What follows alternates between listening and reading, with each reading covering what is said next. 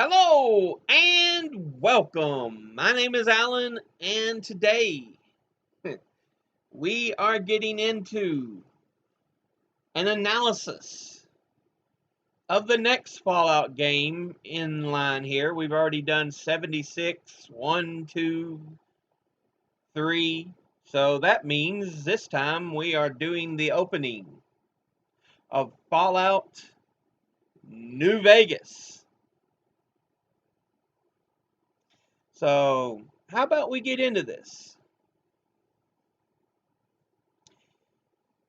We start off with a black screen and music starts playing at the same time, which I believe is the song Blue Moon, the version actually performed by Frank Sinatra. So yeah, a person very tied with the idea of Las Vegas. So we already see the connections right from the start. Right from the start. And we also, uh, it also is interesting because they play Blue Moon, because within a second we see a close up of the moon and the image expands to show uh, not only the moon, which hangs in the sky in the background, but in front of it is a towering building. So yeah. Now, as it withdraws further, we see it as actually an image, a framed picture of the Lucky 38 with the moon in the background. And at the bottom, the words Viva Las Vegas 2025.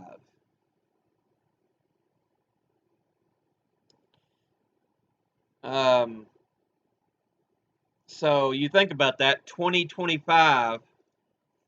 This is still 50, 52 years before the Great War.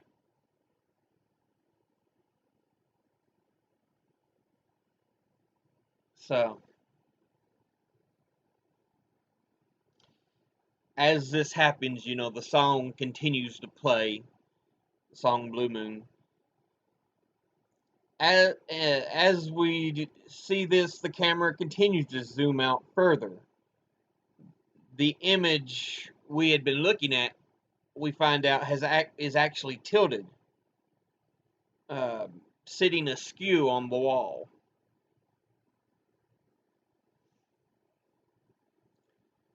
Uh, Everything continues to withdraw even further, now giving a clear image of the surroundings. We see a disheveled room with the tilted picture, an overturned table, stools, a bar, and a sign above it that reads VIP Lounge. And,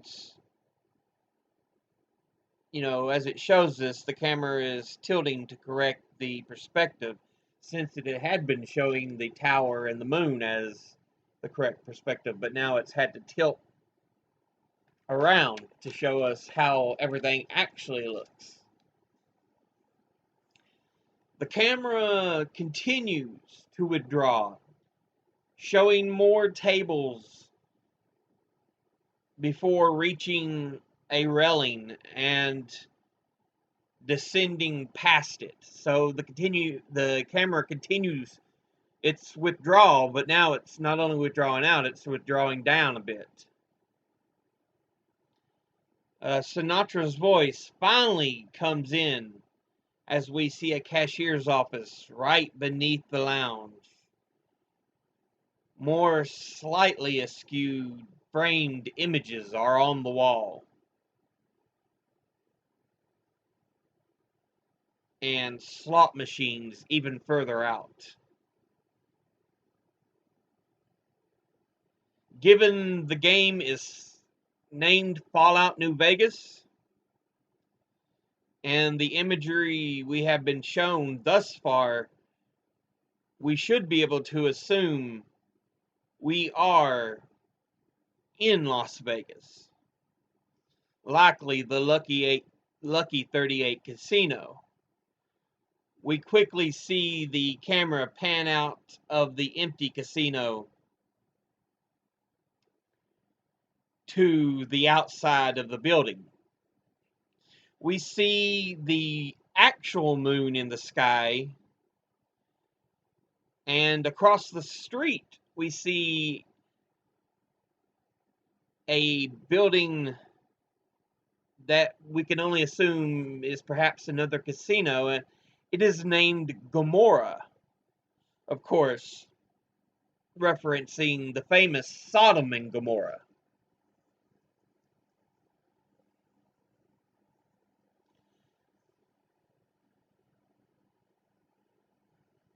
And on top of Gomorrah, we also have the outlines of two females on the building, and the name of Gomorrah itself in fake flames. And at this point, you should get the notion that there are not many vices, or that there are many vices that are served there. Uh, so it's not just perhaps a casino.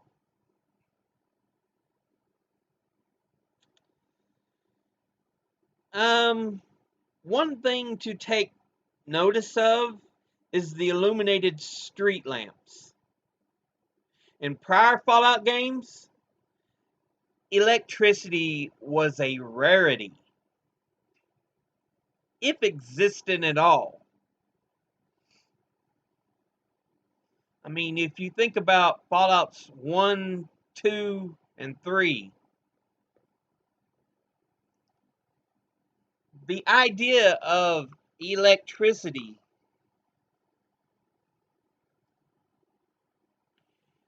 was so rare.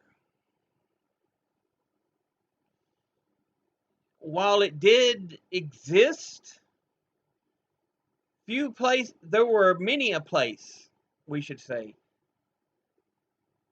that had no electricity.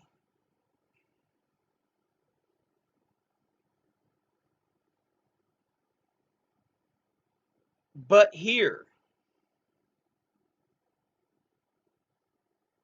in Las Vegas, the streets are lit with the street lamps, by the light of the street lamps. So they're working lights on the buildings.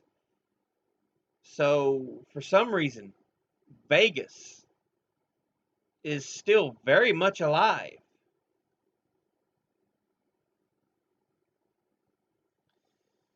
We continue on as the camera quickly moves down the street. We see what appears to be people in uniforms staggering down the street. One of them, the lead one, holding a flag aloft, waving it about. And they are stumbling a bit. We see even more soldiers. And there's another one towards the back that is carrying a flag as they make their way down the road. And by this point, we see the sign for the Tops Casino now visible. So we get the idea that Vegas is very much still alive and the vices are there, gambling, uh, dancing, uh, strip dancing, um, and of course, with the stumbling soldiers, alcohol.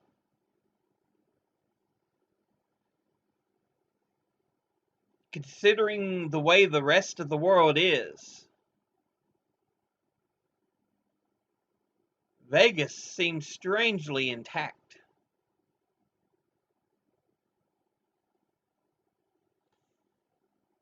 As the camera expands, the rest of the way out, we see regular people walking down the sidewalk and robots rolling up the street. All of this happening in the lights and activity at night.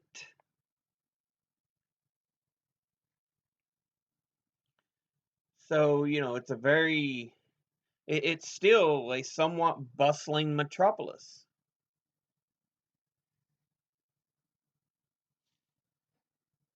The scene seems to escape the bustling activity to an exterior wall made of chain link fence and boards with barbed wire on top.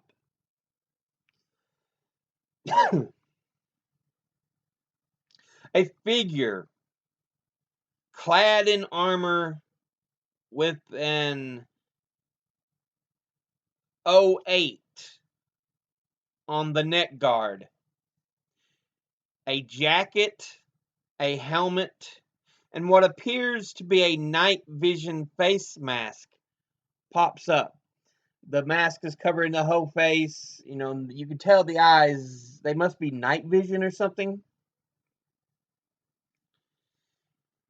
He then steadies a rifle, takes aim, and fires from the top of the famous "Welcome to Fabulous Las Vegas" sign.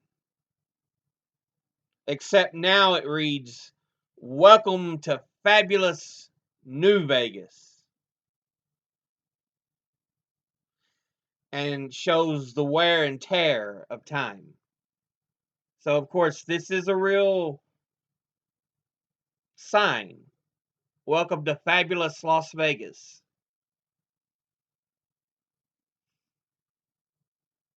Um, you can look it up. It does have an address and everything. So, we follow the trajectory of the bullet, allowing us to see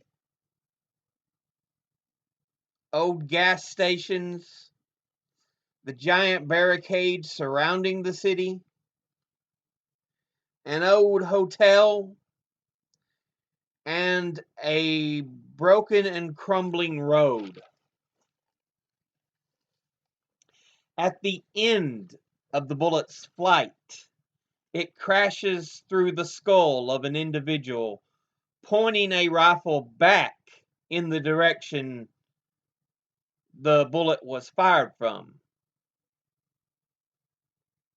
as they were taking aim from behind the burnout husk of a car.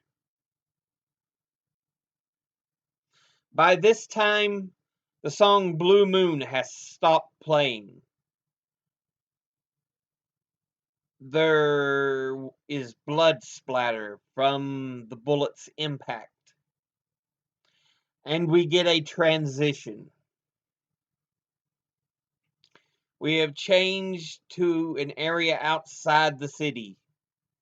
You can see it in the distance. It's similar to the beginning because you see the moon in the background and then you see the giant building.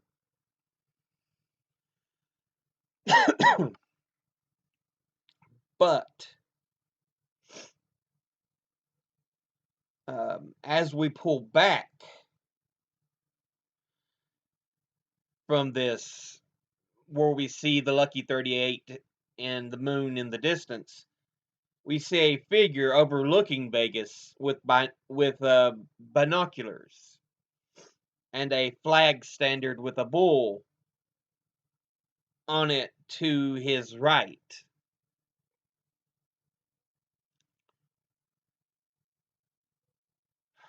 So yeah, the image keeps drawing further back, showing another man behind him directing troop movements. And we see the troops moving out in the direction the man is pointing in, and moving his other arm, directing them to go this way, as you kind of would imagine a cop directing traffic.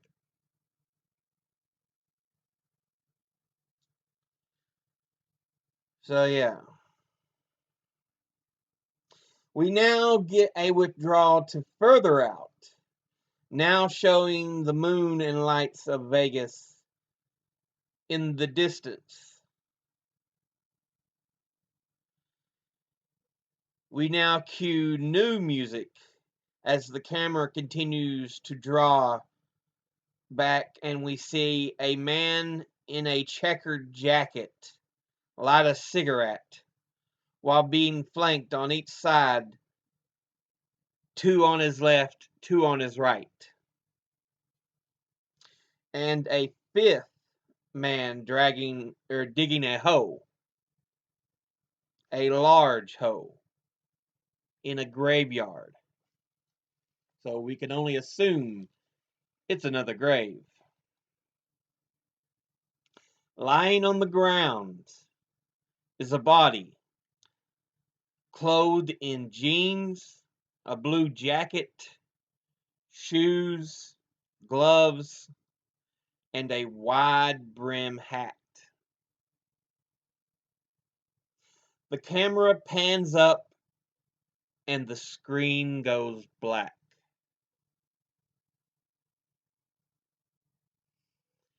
And then we hear the famous tagline: War. War never changes. So, yeah.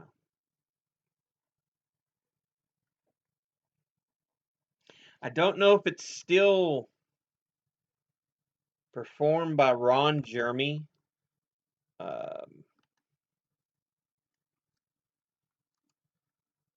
Not Ron Jeremy. Ron Perlman. Why did I say Ron Jeremy? Ron Perlman. uh, Narrate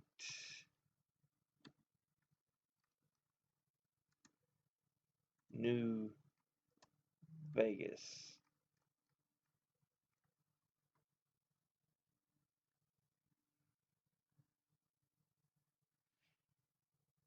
7 Fallout games to date.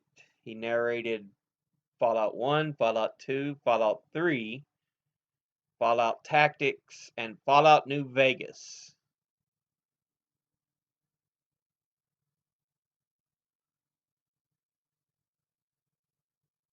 He also narrated Fallout 76 and a trailer for Fallout 4.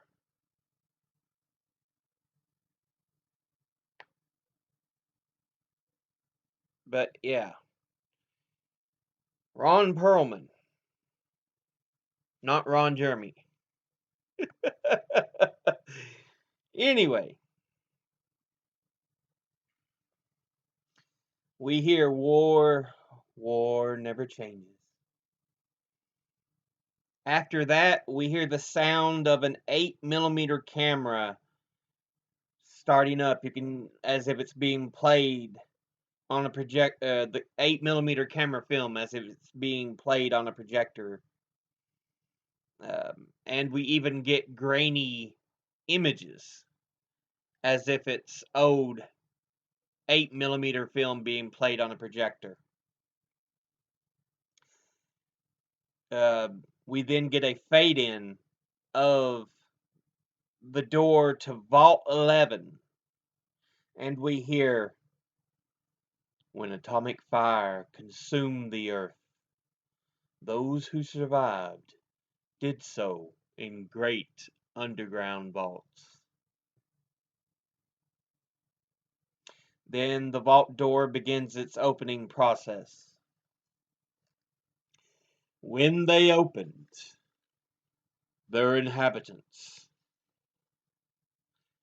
And then we see a transition to a rock painted with the insignia of the Great Khans, and even says the Great Khans on it. And he continues, "Set out across the ruins of the old world to build new societies, establishing villages, forming tribes." At this point, the camera has pulled back further from the rock and shows us that it's actually in a cliff uh, side here, and on top of the cliffs we seem to have a small village of tents.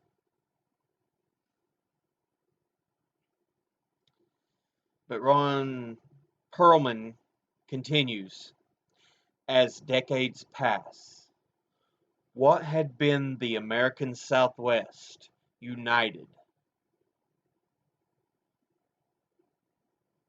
Then we see the actual screen changes, and we see a flag waving in the wind. And on the flag it says New California Republic, and has a picture of a two-headed bear on it. And of course we know the California state flag is a picture just of a bear, so it's kind of a play on the original state flag of California. But Perlman continues, "Beneath the flag of the New California Republic, dedicated to old world values of democracy and the rule of law." At this point, we have a new image on the screen, having faded in, and it's of a soldier in a brown uniform with goggles, and he's also wearing a helmet with black armbands that say MP. And he is standing next to a sign with the NCR two-headed bear on it, and they are both outside a chain link fence. Perlman continues,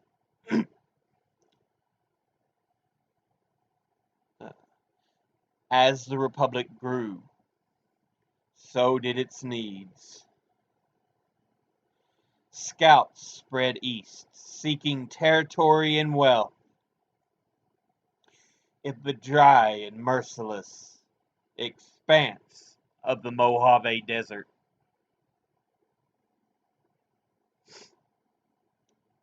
And at this point, we've transitioned to a new scene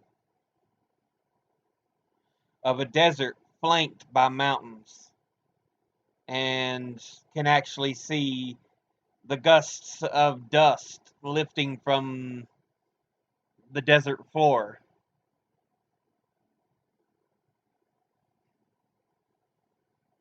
We transition again to a lit up New Vegas at night in the distance, past shrubs and arid land. And Perlman continues again, "They return with tales of a city untouched by the warheads that have scorched the rest of the world. and a great wall spanning the Colorado River. So at this point, a city untouched, we realize it is Vegas from the images we have already seen. And, fact that it's named New Vegas. But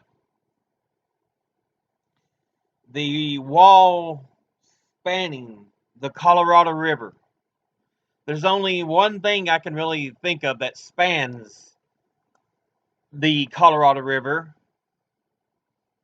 Well, two things. Well, not really. Colorado River is in the Grand Canyon, but the Grand Canyon don't really span it.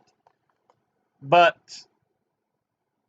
going across the Colorado River, spanning it, is the Hoover Dam,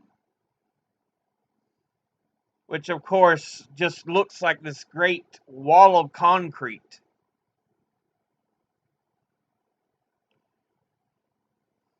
Being so large.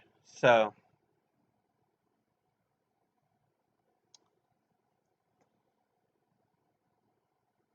and this fades us into a picture of the Hoover Dam. The NCR, now, Perlman continues, the NCR mobilized its army and sent it east to occupy Hoover Dam and restore it to working condition. The image is now faded to a new scene of the Hoover Dam in which we see jets of water pouring out. And once again, Perlman continues. But across the Colorado, at that point, the scene actually performs another fade transition, this time of a flag standard with the image of a bull. And Perlman keeps talking. He says, another society had arisen under a different flag. And as the tattered flag of the bull waves, the narrator continues even more. A vast army of slaves, forged from the conquest of 86 tribes, Caesar's legion.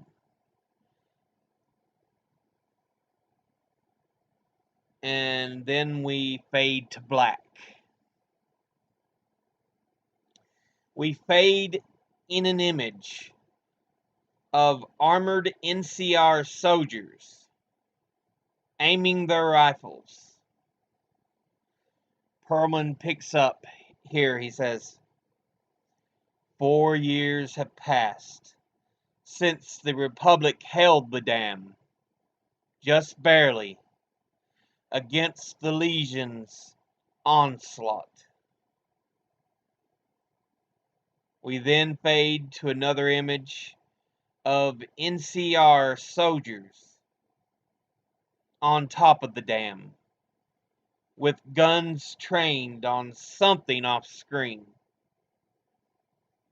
And Perlman says, the Legion did not retreat.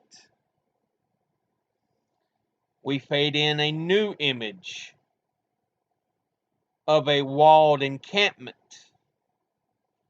Perlman says, across the river, it gains strength. Campfires burn. Training drums beat. The screen then fades to black. And Perlman picks up his narration. Through it all, the New Vegas Strip has stayed open for business.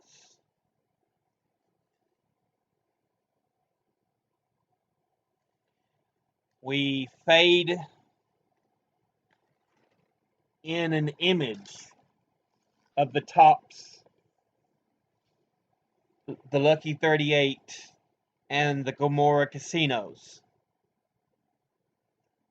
And Perlman continues, under the control of its mysterious overseer, Mr. House, and his army of rehabilitated tribals and police robots. We fade to a different scene of the strip itself from another angle. And with it, we have a image of one of those robots in frame, and on the screen in its chest is the animated face of a police officer. It's just that human face with a cop hat. So it's this animated face of a police officer in the monitor in its chest. We fade out to black, and then into an image of a building with the words Mojave Express on top. This is where Perlman continues. You are a courier, hired by the Mojave Express to deliver a package to the New Vegas Strip. We fade to black. Now we fade in without the visual effect.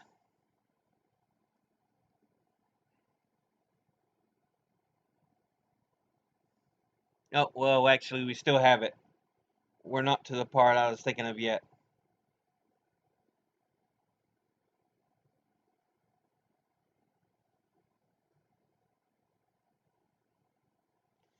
But we fade in into a new image of a water tower in the background, and in the foreground is a graveyard. We see the little wooden cross, and we see around it others.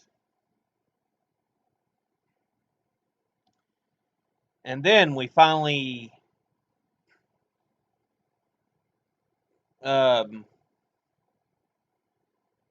hear Perlman finish off his narration. What seemed like a simple delivery job has taken a turn for the worst. We fade to black. Then we fade in, and it starts out real blurry, as if someone is waking up, and all they see is their hands in gloves, bound, and underneath it, all they see is the ground. So that's all we're seeing at this point. And it's as if we're coming to. At this point, we no longer have the effect as if it's 8mm footage.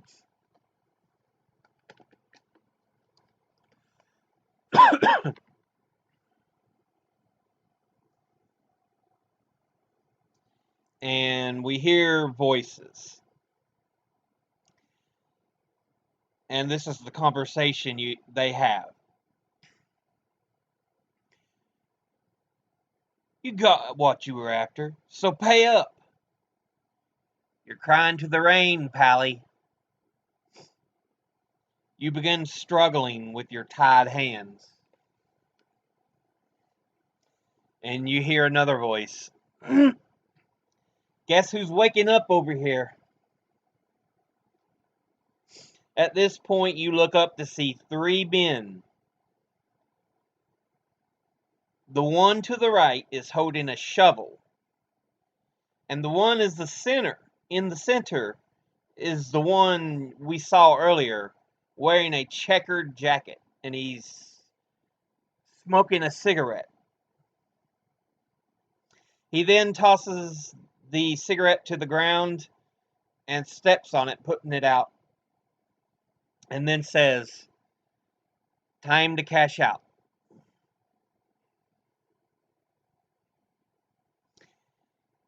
He steps forward, and the man to his left kind of asks irritatedly, "Will you get it over with?" And the man with the jacket just holds up his hand with his forefinger extended and replies, "Maybe cons kill people without looking them in the face. But I ain't a fink, dig?"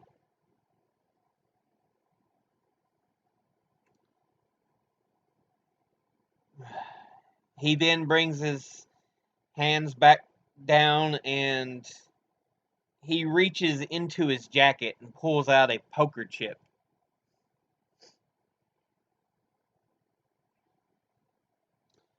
And he says to us, "You made your last delivery, kid. Sorry you got twisted up in this scene." He puts the chip back in his jacket and he pulls out a gun, a handgun. And he continues talking to us. "From where you're kneeling, must seem like an 18-carat run of bad luck." He aims the gun at us and says, "Truth is, the game was rigged from the start." He fires and all we see is the flash and the screen goes black. At this point, we get the credits.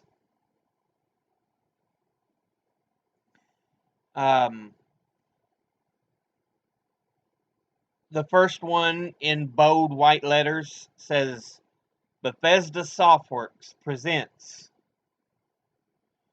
It goes black, and the next credit comes up in bold white letters, "An Obsidian Entertainment production." It goes to black, and the last of the bold white letters pops up, "Fallout New Vegas." And that is the opening to Fallout New Vegas, having been analyzed.